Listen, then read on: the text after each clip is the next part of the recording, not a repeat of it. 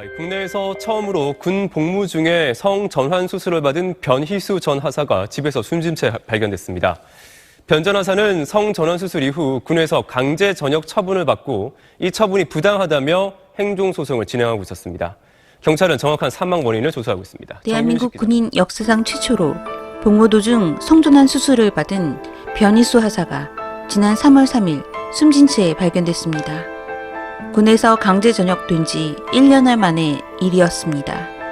군은 대체 변희수 하사에게 어떤 이유로 강제 전역을 통보했으며 변 하사에게 군대는 어떤 의미였기에 극단적인 선택까지 하게 된 것일까요?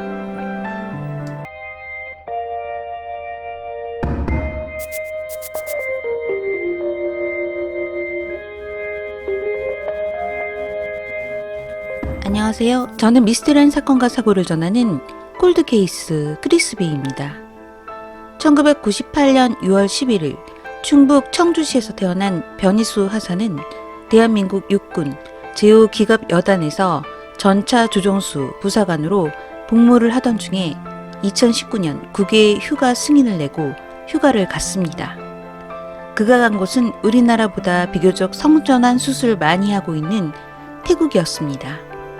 변희수 하사는 군 복무 도중에 성전환 수술을 하고 군대로 복귀했습니다.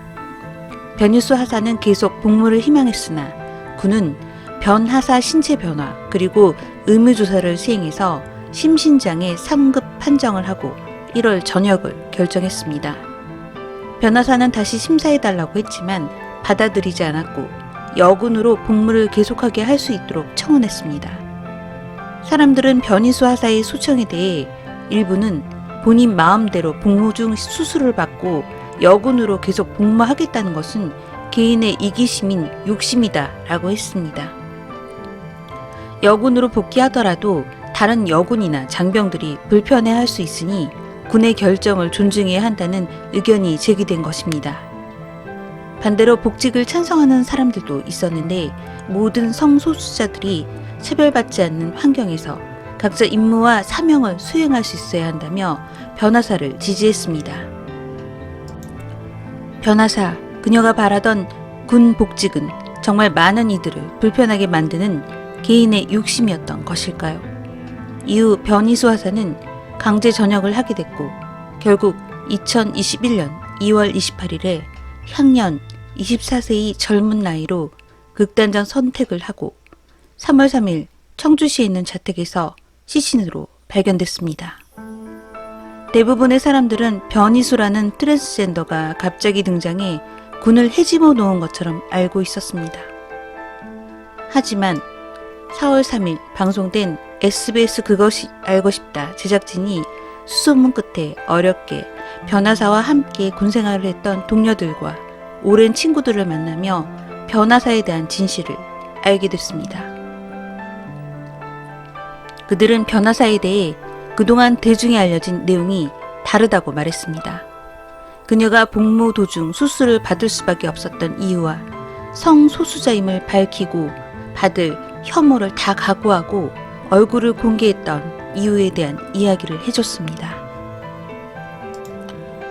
변희수 하사가 군인 신분임에도 수술을 결심한 이유가 있었습니다. 군인권센터 사무국장 김영남 씨는 변희수 하사는 젠더 디스포리아가 굉장히 심한 상태에 이르러서 수술적 치료가 꼭 필요하다라는 소견을 준 사람이 국군병원 주치의입니다. 라고 전했습니다. 김종철 기자는 본인 이야기로는 스스로가 용납을 못해서 성별 전환을 해야 되는 그런 것 같았습니다. 그래서 성전환 수술을 결심했다고 하시더라고요. 라고 이야기했습니다. 이어 변희수 하사가 숨을 거두기 직전 대화방에 있던 사람들은 그 당시 한 40명, 50명 정도가 트랜스젠더들끼리 있는 대화방에 모여 있었는데 그때까지만 해도 수술 계획은 없었던 것으로 알고 있었어요. 근데 어떤 결심이 서서 갑자기 그렇게 급하게 수술 계획도 짜고 일정을 잡은 건지 저도 모르겠어요. 특히나 군인 신분이고 그런데 큰 결정이라 말렸어요, 대부분. 하고 말했습니다.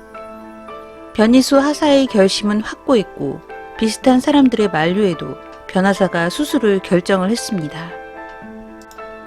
그런데 변하사가 갑자기 수술을 결심한 이유는 바로 동료였던 문성호 씨의 얘기로 유추가 됐습니다. 문성호 씨는 성전환 수술한 여군으로 최초로 돼가지고 허락을 해주겠다는 약속을 받고 간 거거든요. 라고 이야기했습니다. 당시 장성들은 수술을 위한 한 달의 휴가를 허락한 것은 물론 응원과 지지를 보냈다고 합니다. 변하사의 대화방 내용에서 대대장에게 받았던 성별 정정 관련 필요한 서류 내용을 담은 문건도 공개했습니다.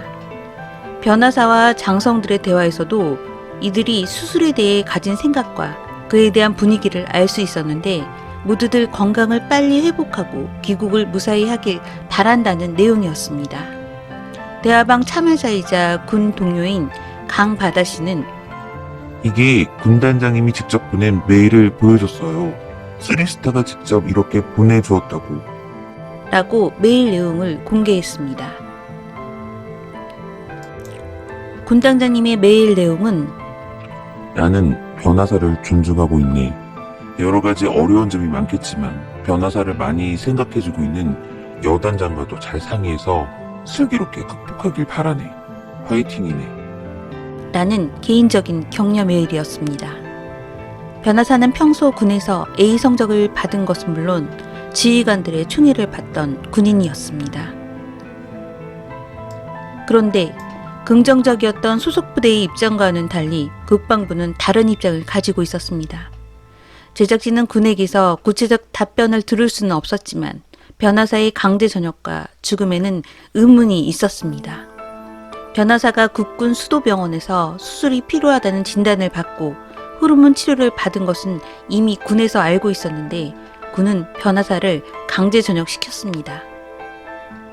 변하사 사망 전까지 복귀 여부를 가려내야 하는 재판은 단 한 번도 열리지 않았습니다. 왜 변하사는 재판을 기다리지 않고 희망을 놔버린 것일까요? 변하사의 마지막 문자를 받았던 윤슬기 씨는 이게 이제 마지막 시도가 될 것 같다. 이런 식의 문장을 써서 보냈어요. 라며 죄책감을 얘기했습니다. 변하사가 세상에 남긴 마지막 흔적은 2월 27일자 올린 SNS에 있었는데 마지막 용기라는 문장이었습니다. 윤슬기 씨는 28일이 군복무 끝나는 거. 그래서 저는 아마 28일에 죽기로 결심한 거죠. 그렇게 생각해요. 그게 아마 가장 큰 요인이었던 것 같아요. 라고 말했습니다. 군 인권센터 김영남 씨는 28일에 전역이 된다면 장기 복무 신청을 못하죠. 신청할 날짜가 되기 전 강제 전역을 당해서 아예 그럴 기회조차 박탈당한 거니까요. 이게 무슨 문제가 있냐 하면 강제 전역 취소 후에 행정소송 승소를 하더라도 이제는 돌아왔을 때 복직이 안 되는 거예요. 라고 말했습니다. 강바다 씨는 이걸 왜 알아채지 못했는지 모르겠어요. 자살 시도를 몇 번 더 한 걸로 알고 있었어요. 호신용인 가스총을 갖고 다닐 정도로 엄청나게 불안해하던 상황이었어요. 강제 전역 당한 후에 복직을 못할 것 같은 느낌? 그 후에 목숨을 끊은 거고요. 라고 말했습니다. 변호사가 불안이 심했던 건 일반적이지 않았던 강제 전역 과정 때문이었다고 합니다. 변호사는 준비기간도 받지 못하고 전역이 결정된 바로 다음 날 머물던 관사에서조차 나가야 했습니다. 김영남 씨는 오늘 저녁 심사했고 내일 나가라고 바로 쫓아내는 건데요. 군인 변희수가 부대 안에 발도 붙이지 말고 나가라는 결정을 내린 거예요. 라고 말했습니다. 김종철 기자는 군을 진짜 사랑했거든요. 그랬는데 배신을 당해 억울하다. 이렇게 이야기하면서 기자회견을 했다고 들었습니다. 라고 전했습니다. 순천향대 의대 산부인과 교수는 군에서는 성전환 수술을 자해라고 하는데 어느 의사가 자해하도록 환자를 돕겠습니까? 성전환 치료는 의학적으로 인정이 되는 치료 범죄입니다. 라고 설명했습니다. 국가인권위원회 주무관 유서연 씨는 군은 중립적인 규정에 의한 합법적 조치라는 입장인데 변희수 하사가 본인이 원치 않는 전역 처분을 받은 것은 아무래도 성전환 수술을 했다는 사유가 맞다고 추정됩니다. 남자의 그곳을 제거했기 때문에 안 된다는 거죠. 라고 전했습니다. 이어 언론에서는 여군이 성소수자 군인의 복무를 반대한다는 뉴스가 나왔지만 이는 사실이 아니었습니다. 어떤 사람들은 여군으로 다시 들어가면 되지 않냐는 의견도 있지만 현재 트랜스젠더는 수술 여부와 상관없이 현역 군인이나 장교가 될 수 없습니다. 병무청 관계자는 성별 불일치라고 해서 6개월 이상 치료에도 불구하고 몇 가지 증상이 있어 군 복무에 지장이 초래됩니다. 라고 하며 이유를 밝혔습니다. 변호사는 막대한 수술 비용을 들이고 수술했기 때문에 강제 전역 후 1년 동안 돈을 벌어야 했습니다. 그녀가 제일 먼저 찾았던 일자리는 경호업체였으나 트랜스젠더라는 사실이 알려진 탓에 어느 곳에서도 환영받을 수 없었다고 합니다. 변호사는 얼굴이 알려져서 하다못해 편의점 아르바이트도 지원이 어려웠습니다. 실제로 변희수 하사의 SNS를 보면 얼마나 일자리를 간절히 구하고 있었는지가 드러났고 남은 길은 강제 전역을 취소해달라는 수성뿐이었습니다. 변호사는 결국 스스로를 자책을 했고 수술한 것 자체를 후회하기 시작했습니다. 변호사는 어릴 적부터 군인이 꿈이었던 청년으로 자신의 천직이 군인이라고 생각했는데 재판조차 제대로 받지 못한 상황에 놓인 것입니다.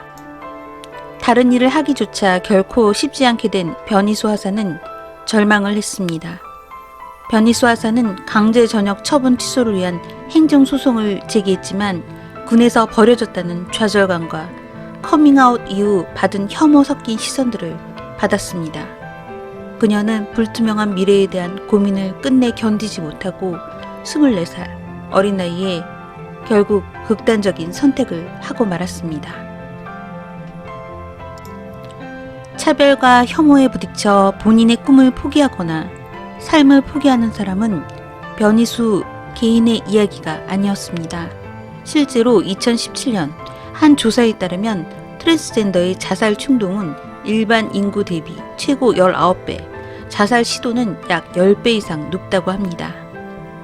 고 노무현 대통령이 국회의원 때 발의했던 성소수자들의 평등에 대한 법안은 계속 발의 취소가 됐는데 그 이유는 발의를 하는 순간부터 가톨릭 단체 등 성소수자들을 반대하는 이들로부터 폭탄 문자를 받고 재선에도 피해가 가기 때문이라고 합니다. 그렇다면 우리에게는 그럼에도 나설 용자가 필요하겠습니다. 고 변희수 하사 삼가 고인의 명복을 빕니다. 저는 콜드케이스 크리스비였습니다. 시청해 주셔서 감사합니다.